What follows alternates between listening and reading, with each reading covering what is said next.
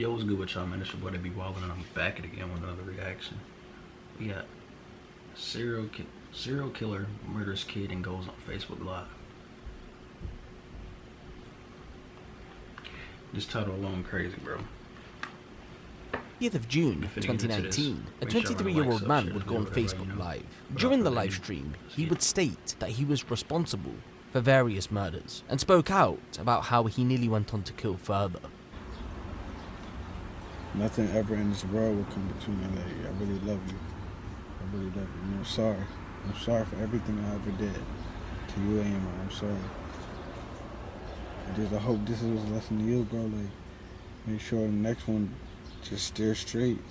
Just don't wild out. You feel me? I love you though. Peace, whole day and all you. No, I really do love you though. I got my love for you.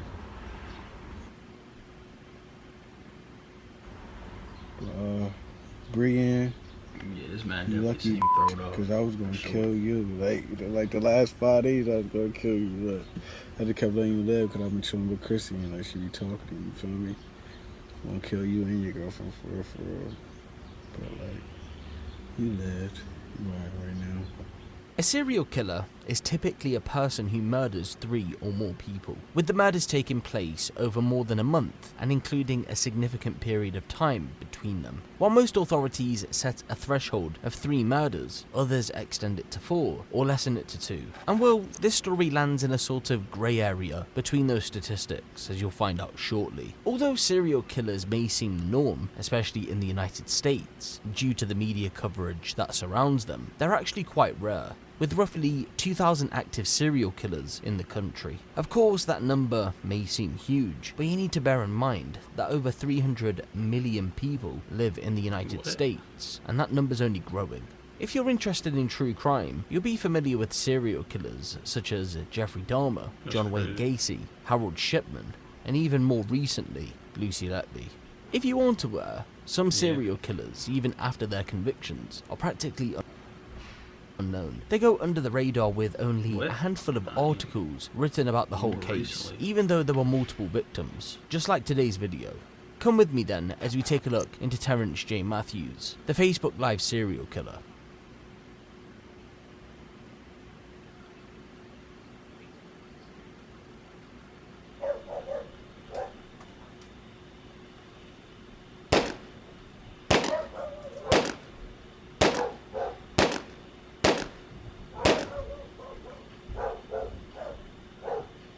(1 a.m., February 18th, 2019.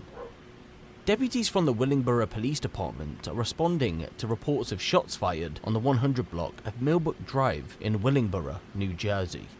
When they arrive, they're met with a gruesome scene. 21-year-old Devell Williamson sits inside of a vehicle. He's barely breathing after being shot multiple times. His friend, Brandon Clark, sits on the sidewalk. He has 2 injuries, one to the back of his head after being pistol whipped, and a gunshot wound to the arm. Both men would be rushed to a local hospital. To no surprise, Devell would go on to be pronounced dead. "I didn't see who attacked me. I can't identify him. I can't help you out." Although Brandon Clark would tell detectives he didn't know who the shooter was, it didn't necessarily matter because they were about to identify a key suspect within days. Police would take the bullet-riddled vehicle in for forensic examination. They subsequently located key pieces of evidence, an iPhone and 3 fake $100 bills. Within the day, forensic officers managed to gain access to the iPhone and looked to see if there was information that could help assist with the investigation. There was. Sitting within Apple's message app lay a text message exchange that dated back to November of 2018. It contained various messages about different drug deals leading up to the murder. That was the reason both Brandon and Devell were there at the time of the shooting, so it seemed then like this may have been a drug deal gone wrong. If Brandon didn't want to help, it was up to detectives to search for this mystery figure who had been texting Devell. Over the next 10 days, he was identified, 23-year-old Terrence J. Matthews.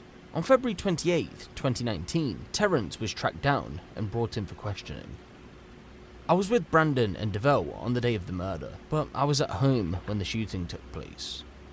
Detectives didn't have enough evidence to charge Terrence, so he was let go, but his phone was seized and he remained on police radar while they continued to investigate. April 26, 2019. Detectives obtain a warrant to search through communications data on the Facebook app on Terrence's phone. They discovered an image on the Facebook Messenger app. It showed a fake $100 bill. That $100 bill matched those that were at the crime scene. So this was it then. Surely this photo connected Terrence somewhat to the murder. And well, if that's what you were thinking, then you'd be wrong. It isn't entirely clear what happened after this discovery, but reports don't suggest Terrence was brought back in for questioning, nor was he charged with any offence. In fact, for the following 5 months, Terrence would remain a free man walking the streets of New Jersey. You do your thing, and you do it well. Now, it's time to do it.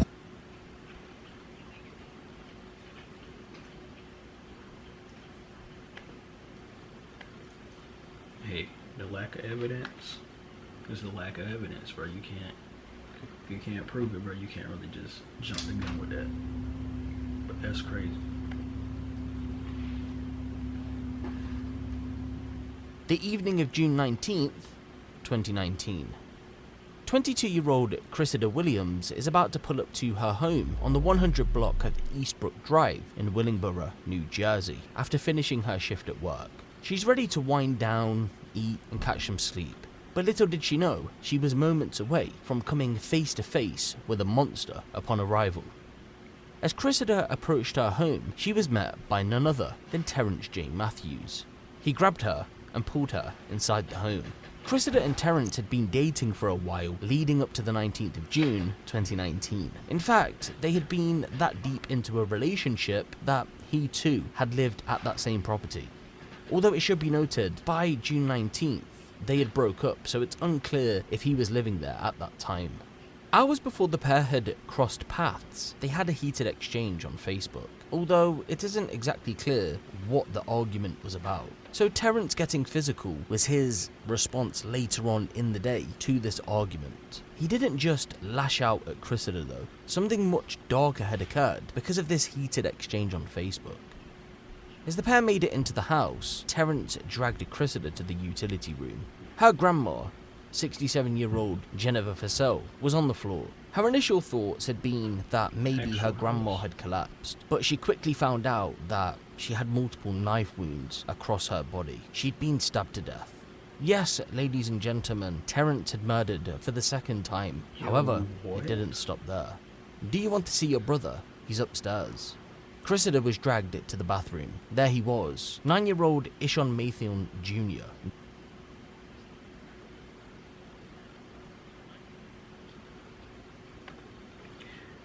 Yeah, this man was thrown completely off. And it's crazy because you don't know who you date or you, in this situation, you don't know, she don't know who she was dating. Because I'm pretty sure she knew Dead that in the this would bathtub occur. after being She would've stabbed stayed multiple away from it. times and then drowned. It's crazy, bro. Over the next several hours, Terrence, high on synthetic marijuana, held Cressida against her will. He poked her with a knife and threatened to kill her. Then, at around 7 AM, he forced her into his vehicle, and the pair drove to the Dunkin' Donuts store on Springside Road in West Hampton. His friend's home was the next destination. They then returned to Springdale Road to go to the Wawa store at around 10 AM. When inside the store, Cressida managed to slip away. She told an employee that Terrence had killed her grandma and brother and that she feared she would be killed soon. Terrence caught her feeding this information to the employee. So he pulled out the knife he was carrying and began to chase Cressida around the Wawa. When he heard that police had been called, he fled the scene. Shortly after, he went on Facebook Live. You feel me? I'm trying to tell people, calling up for help. Thing, you feel me? Nobody was really listening. Like, they want rather send me off instead of me having somebody to talk to, the ones I really want to be around. I want to be around strangers, you feel me? Like, people might say, like, damn, this good, like, why you just do all that? I don't know, bro. It's like, love, bro. Love, I did it. I did it. For real, man. Like, but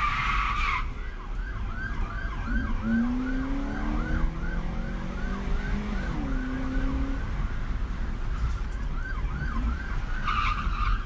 lucky whipping that motherfucker. I ain't gonna lie. Damn, bro.